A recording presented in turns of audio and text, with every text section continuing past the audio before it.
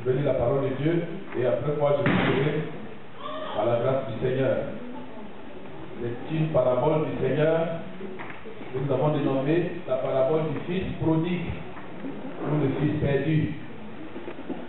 Vous avez certainement entendu parler de cette belle histoire et par la grâce de Dieu, certainement vous allez avoir une autre vision sur cette belle histoire. Donc Luc chapitre 15, verset 11 au verset 32. Il dit encore, un homme avait deux fils. Le plus jeune dit à son père, mon père, donne-moi la part des biens qui doivent me revenir. Et le père leur partagea son bien.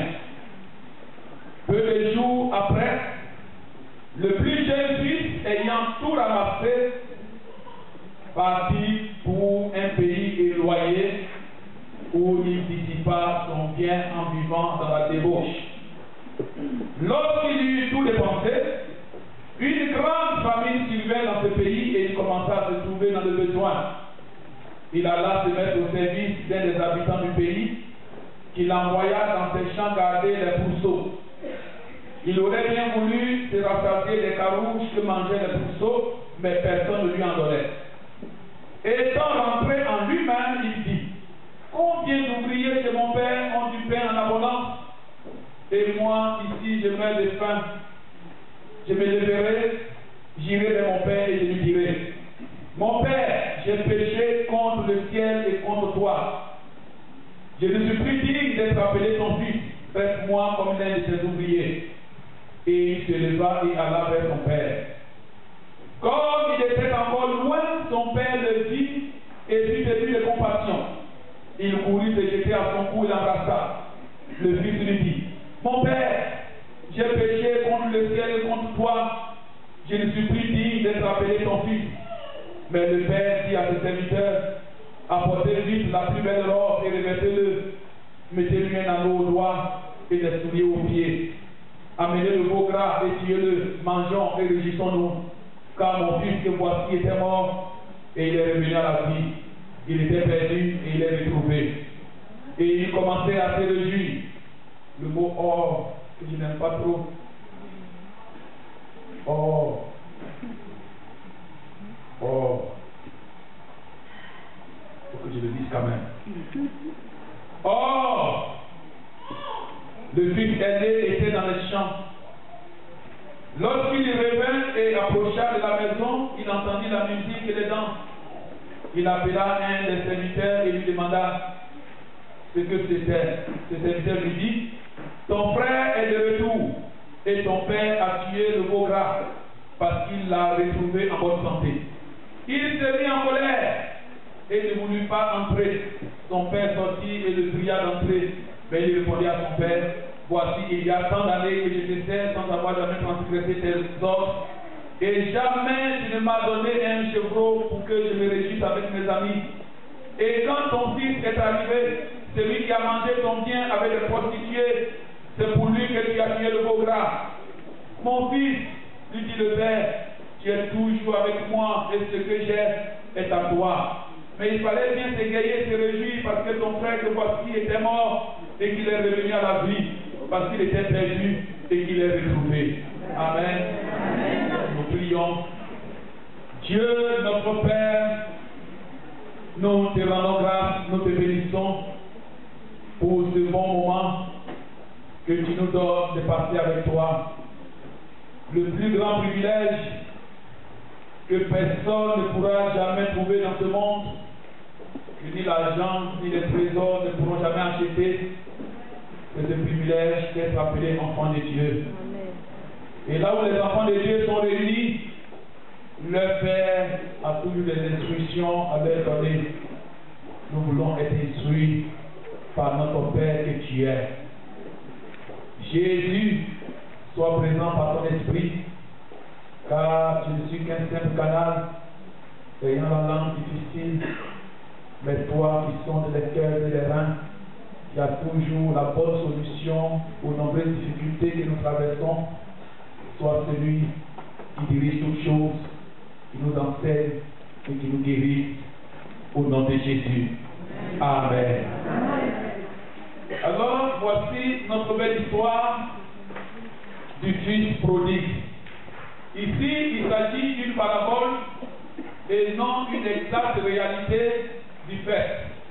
Donc, la parabole est simplement une comparaison servant donc à présenter un enseignement et à en faciliter sa compréhension. Donc, nous disons dans la Bible que la parabole est simplement un texte imagé que parfois Jésus utilisait pour faire passer une vérité. Amen. Alors l'histoire du fils prodigue est une parabole. Donc ce n'est donc pas une exacte histoire ou un événement qui s'est passé.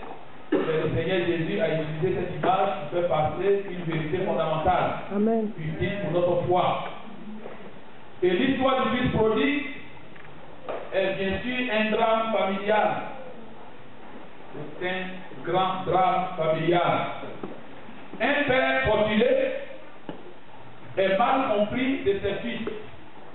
Un papa qui est très riche est mal compris de ses enfants.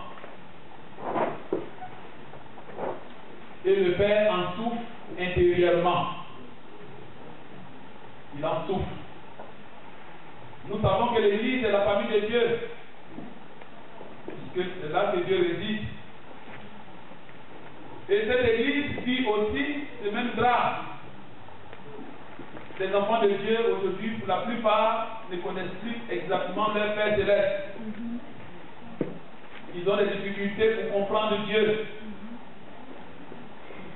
Et Dieu en souffre. Dans le livre d'Ésaïe, chapitre 1, verset 3, Dieu s'étonne devant Israël. Il dit, l'âne connaît la crête de son maître et le verre connaît son possesseur. Mais Israël ne connaît rien. Mon peuple manque d'intelligence. Quand j'ai essayé de comprendre qu'est-ce que Dieu voulait dire par le mot rien, la difficulté est plus grande à mes yeux parce que le rien c'est rien. Quand Dieu dit que son fils, son peuple manque d'intelligence, son peuple ne connaît rien, c'est qu'il n'y a rien que son peuple comprenne. Parce que effectivement, les enfants de Dieu aujourd'hui ont des difficultés pour comprendre leur Père céleste. Quand il y a des difficultés, quand nous passons des moments difficiles, on oublie qui est notre Dieu. On oublie. Et le Seigneur s'étonne. Dans Jérémie chapitre 2, verset 11 au verset 13, quand il compare Israël à un peuple sans intelligence, en disant, voici, je n'ai jamais vu un peuple qui chante autant de Dieu. Quand ça va bien, vous m'adorez. Quand ça va mal, vous tournez vers l'Égypte. Pourquoi vous buvez dans les citernes crevassées qui ne peuvent retenir l'eau? Vous ne savez pas que votre Père céleste est la source d'eau vive. Cette eau ne tarit jamais. Et l'eau, c'est le symbole du rafraîchissement. Quand le chrétien est fatigué, Dieu rafraîchit. Quand tu parles des difficultés dans un désert spirituel, Dieu rafraîchit l'âme. Et David l'a si bien compris dans le psaume 23, il dit l'Éternel est mon berger, je ne manquerai de rien. Parlant de son âme, il dit, il restaure mon âme. La richesse la plus grande, c'est la restauration de l'âme. Et Dieu le fait parfaitement. Alléluia.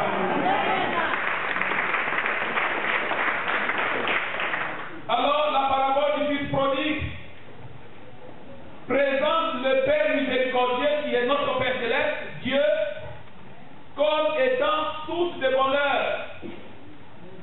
Le Père est miséricorde. Et l'intérêt que Dieu a pour l'âme perdue. Vous savez, quand une seule âme se perd, c'est une désolation totale dans le ciel. Puisque la Bible dit que quand un seul pécheur se convertit, tout le ciel est dans la joie. Donc imaginez-vous quand un seul juste se perd. C'est le contraire qui se produit. Amen. Alors Dieu est parfaitement dans la désolation. Et un petit exemple, il y a quelques 10 ans de cela, un grand homme de Dieu est tombé Et c'est passé à la télévision, un peu partout. Certains chrétiens prenaient cela pour se moquer, sans savoir que c'est une désolation pour le corps de Christ.